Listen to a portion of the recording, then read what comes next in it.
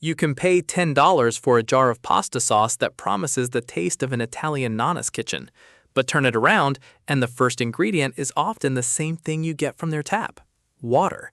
Most products are not as good as their marketing. Some are much worse. We test so you don't waste money. Here's the thing about the pasta sauce aisle. It's a masterclass in psychological warfare.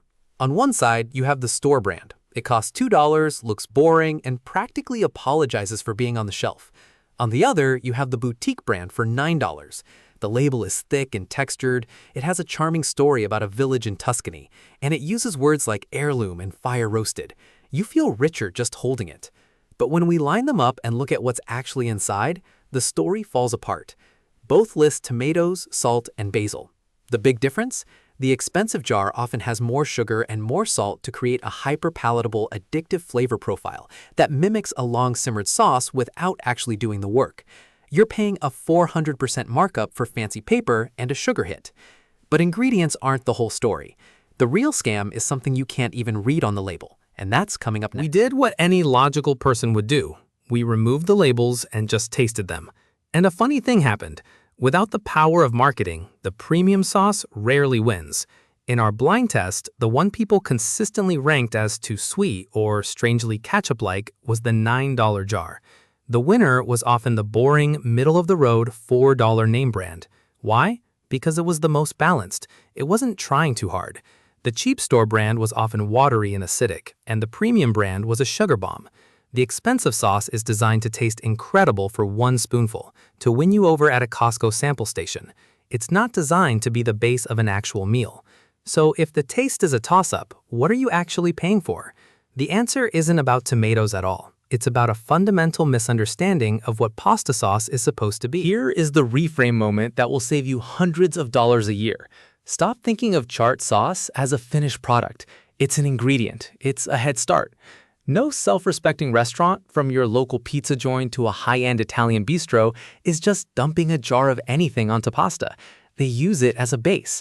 And a simple $2 jar of sauce that contains just tomatoes, salt, and maybe a little basil is a far better canvas than a $9 jar that's already packed with dried oregano, sugar, and dehydrated garlic. You can't undo those flavors, but you can easily elevate the cheap stuff.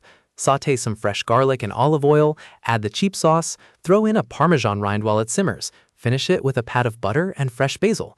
You just made a $2 jar taste like a $20 restaurant dish. I saw this exact principle in a professional kitchen, and it completely changed how I buy groceries. Let me tell you about it. Years ago, I worked for a night in a beloved old-school Italian-American restaurant. This place was famous for its red sauce. People raved about it. I went into the walk-in cooler expecting to see crates of imported San Marzano tomatoes. What I saw instead was a pallet of the most generic number 10 institutional-sized cans of crushed tomatoes you could possibly imagine. They were brandless. I asked the chef, a gruff old guy named Sal, what the secret was. He laughed and said, "The secret is there's no secret." He bought the most basic, consistent tomatoes he could find, so he knew what he was working with every single time. The magic wasn't the tomato, it was his technique. The slow sweated onions and garlic, the splash of red wine, the way he let it simmer for hours to develop depth. The tomato was just the canvas. That expensive jar is trying to sell you a finished painting with flavors you can't change. The cheap jar is selling you the canvas. Always buy the canvas. So here is the verdict. Skip the premium $9 pasta sauces. You're paying for marketing, sugar, and a fancy label. Save your money by buying the simple, boring store brand or a basic name brand. Just check the label. The first ingredient should be tomatoes, not water or tomato puree, and the sugar content should be low. The one insight to remember is this: stop paying for a brand's idea of a finished meal. Buy the cheap canvas and become the chef yourself.